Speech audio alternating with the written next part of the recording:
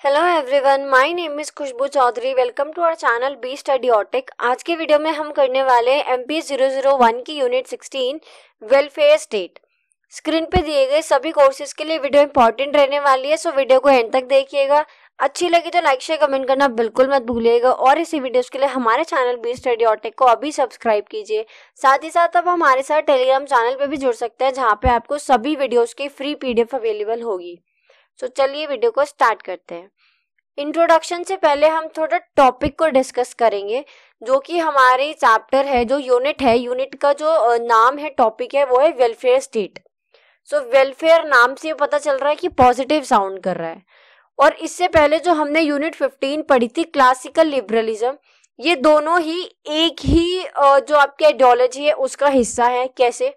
एक वर्ड है लिबरलिज्म, अब वो मिलके बना है लिबर वर्ड से। लिबर का मतलब क्या होता है? फ्री, है ना। सो लिबरलिज्म जो लिबर्टी यानी कि जो फ्री को सपोर्ट करते हो। इससे पहले जो हमने यूनिट 15 पढ़ी थी उसमें हमने पढ़ा था क्लासिकल लिबरलिज्म। सो लिबरलिज्म के अंदर दो लिबरलिज्म होते हैं, नेगेटिव और positive.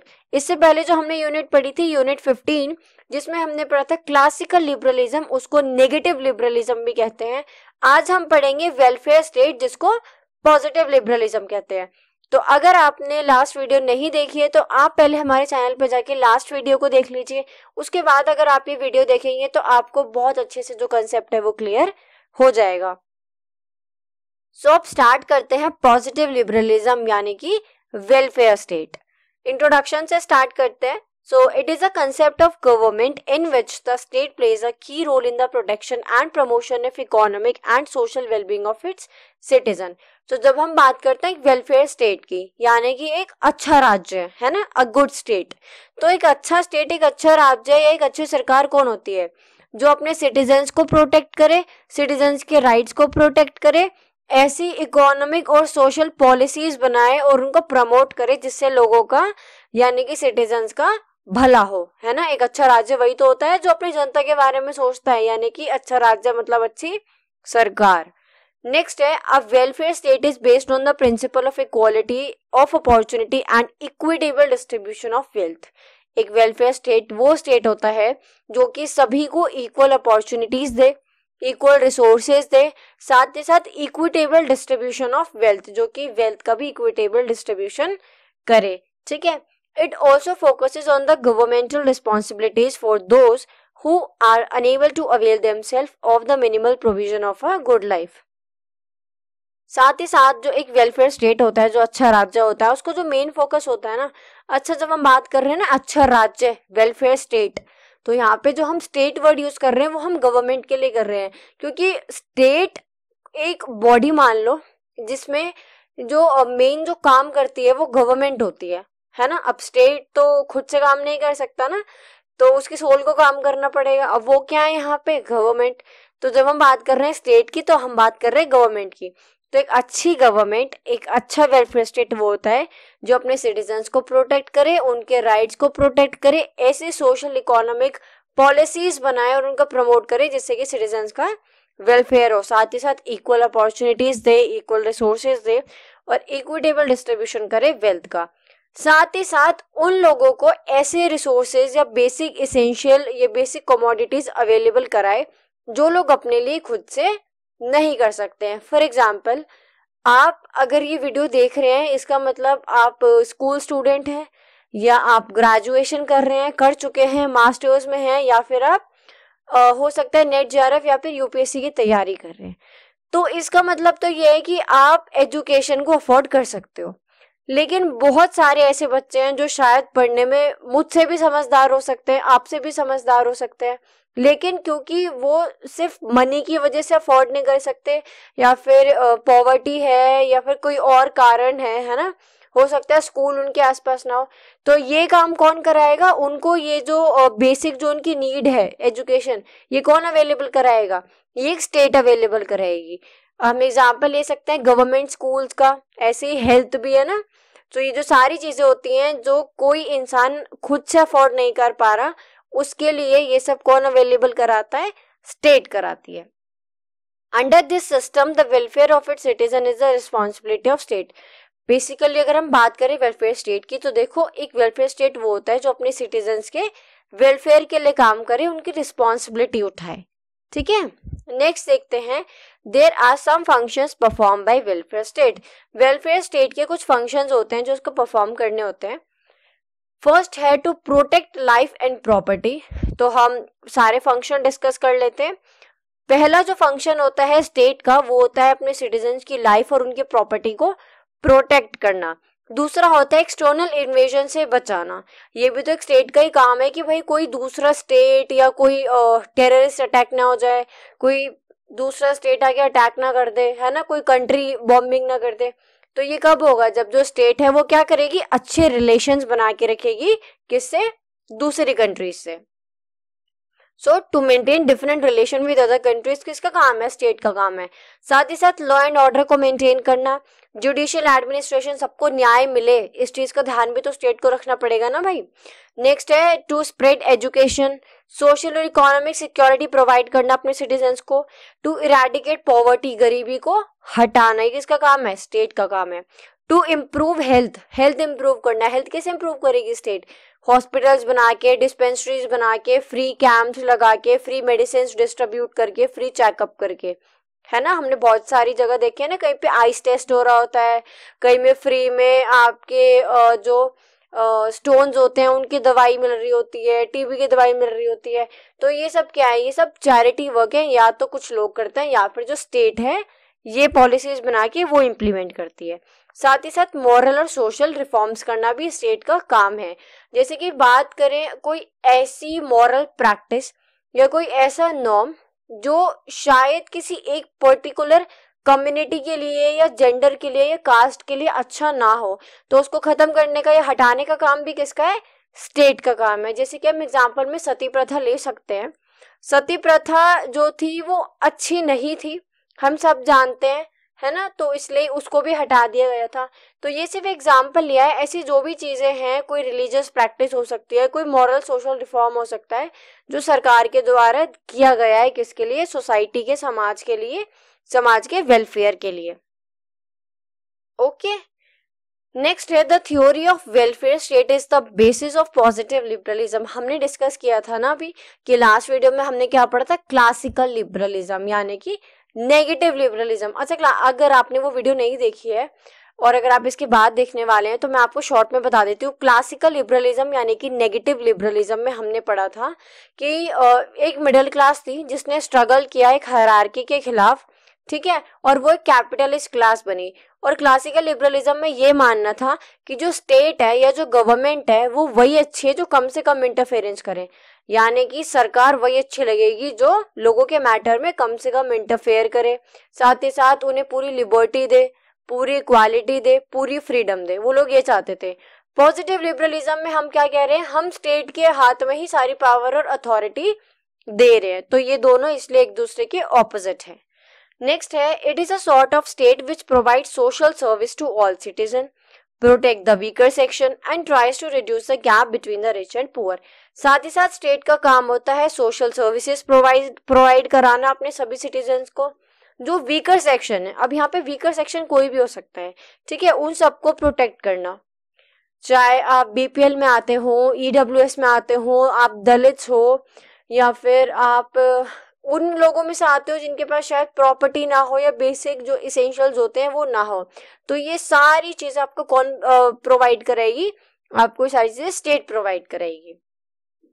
And tries to reduce the gap between the rich and poor, और रिच और पुअर के बीच का जो गैप होता है वो भी कौन रिड्यूस करता है, स्टेट रिड्यूस करती है। नेक्स्ट देखते हैं पॉजिटिव लिबरलिज्म। तो कुछ ये प्रोमिनेंट सपोर्टर्स हैं पॉजिटिव लिबरलिज्म के, जैसे कि आपके जे.एस. मिल हैं, हेरोल्ड लास्की हैं, मैक्लेवर है और बार्बर हैं। The supporters of positive liberalism are in favor of assigning the state with numerous welfare functions। देखो ये जितने भी प्रोमिनेंट सपोर्टर्स है ना, ये इन सबका ये मानना है कि जो एक स्टेट होती है ना, एक स्टेट को हमें कुछ फंक्शंस देने चाहिए जिसके ऊपर वो लोगों का वेलफेयर करेगी, जिसके हिसाब से वो लोगों का वेलफेयर करेगी, ठीक है, लोगों के लिए पॉलिसीज बनाएगी, उनको इम्प्लीमेंट करेगी, साथ ही साथ पॉवर्टी खत्म करेगी, है ना, रिच और पुअर का गैप खत्म करेगी। They are of the view that every type of social, economic, moral and cultural work should be done by the state.